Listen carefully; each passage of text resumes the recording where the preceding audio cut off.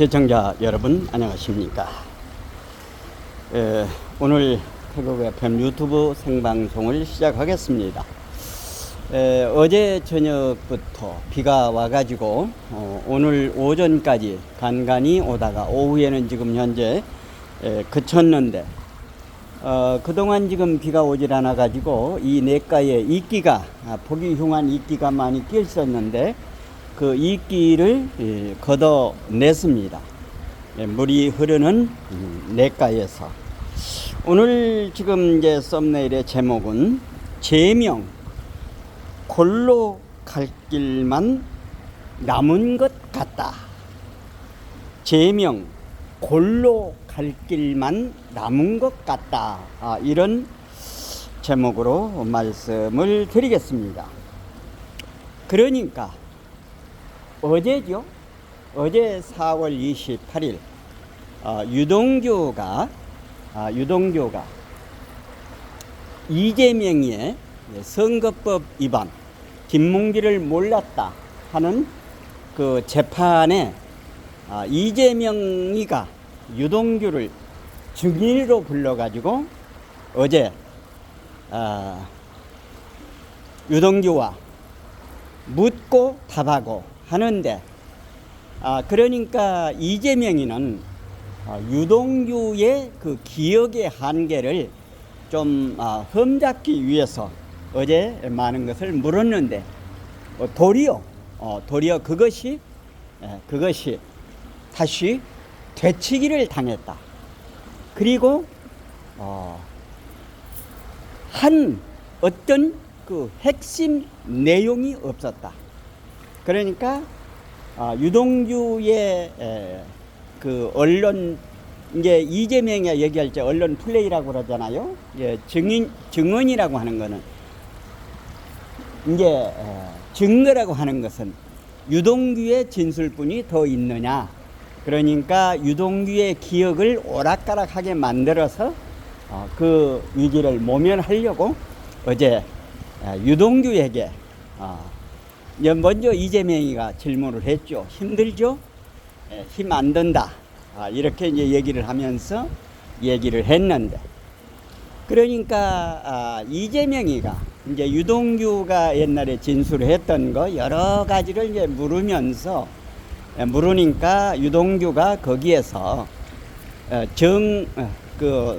녹취록에 정력하게 녹취록에 얘기를 한 건지 안 그러면은 검찰에서 얘기를 한 건지 그거를 이제 정확히 얘기를 하지 않고, 그러면서 이재명 당신 시장이 형님도 정신병원에 넣으려고 한 것 아니냐, 이런 게 대치기를 하면서 얘기를 하니까 판사도 본질을 벗어난 얘기는 좀 삼가해달라 이런 식으로 해서 어제 이제 위기를 넘겼는데, 오히려 이재명이가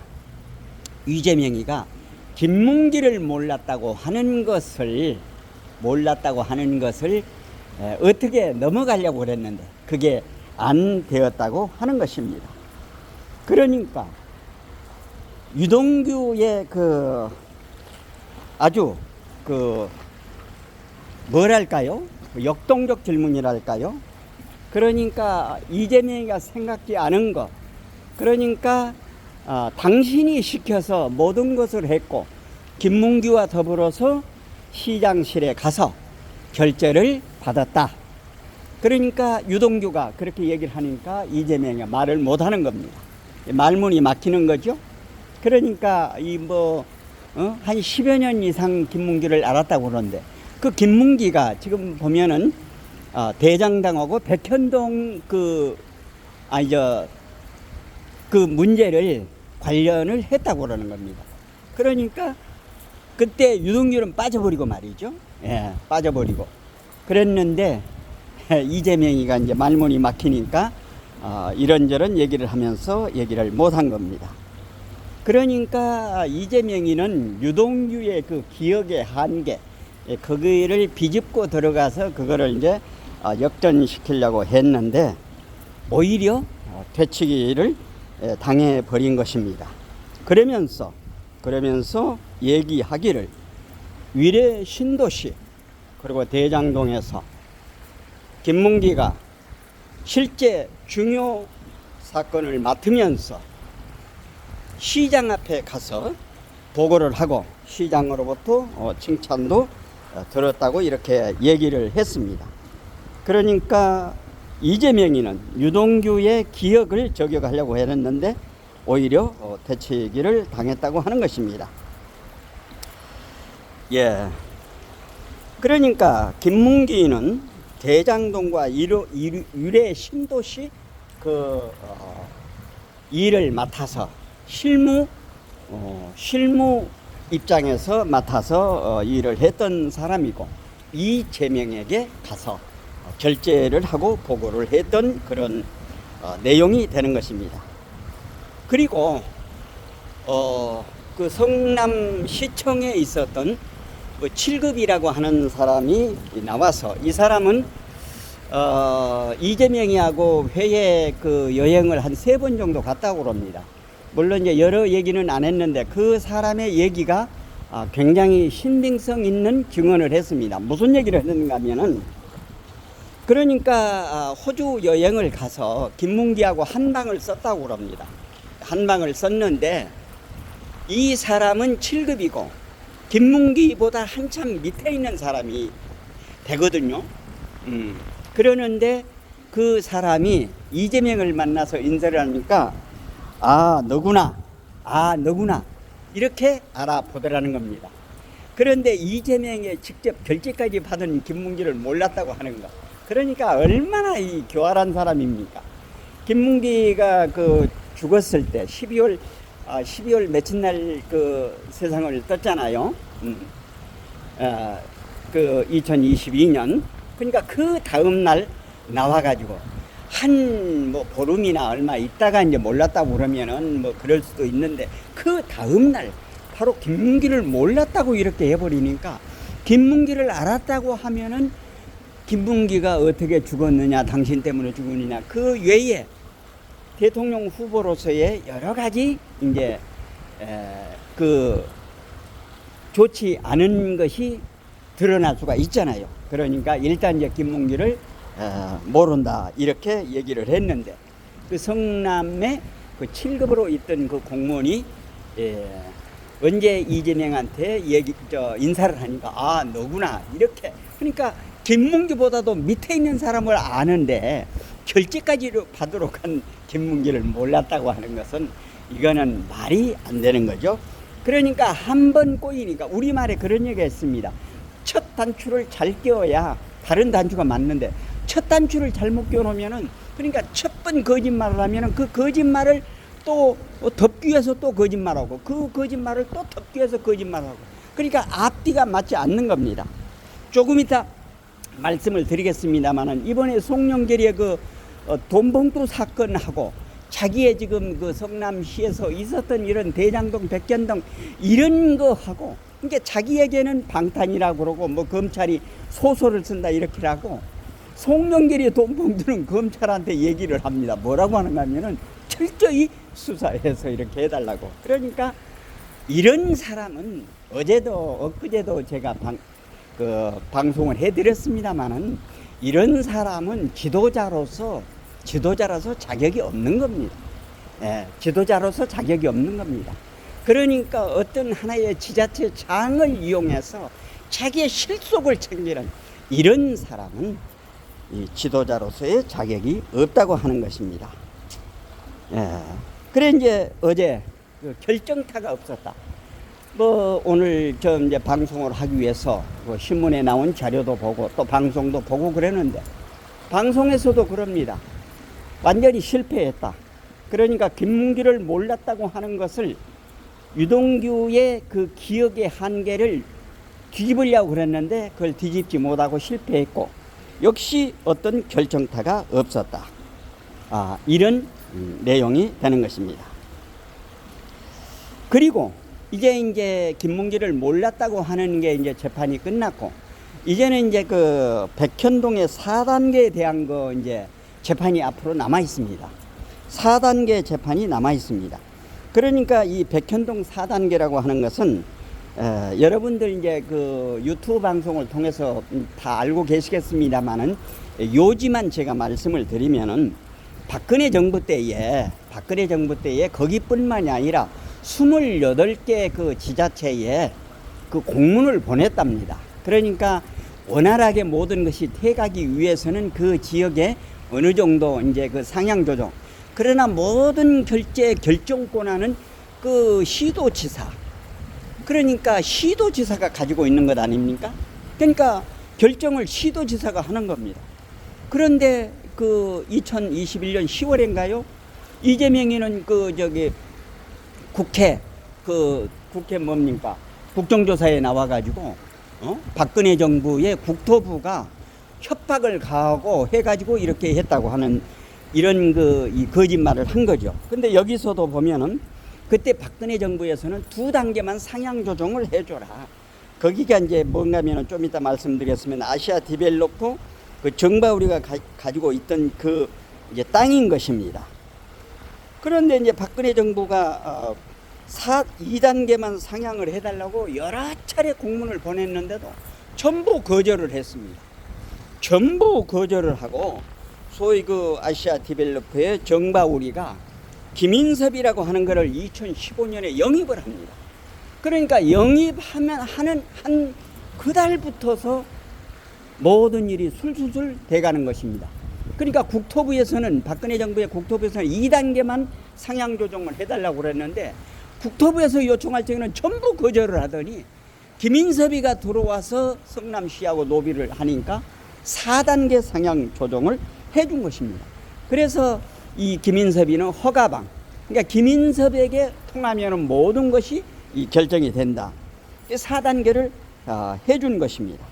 예. 그리고 보면은 그때는 이제 그 임대주택을 90% 짓기로 한 겁니다.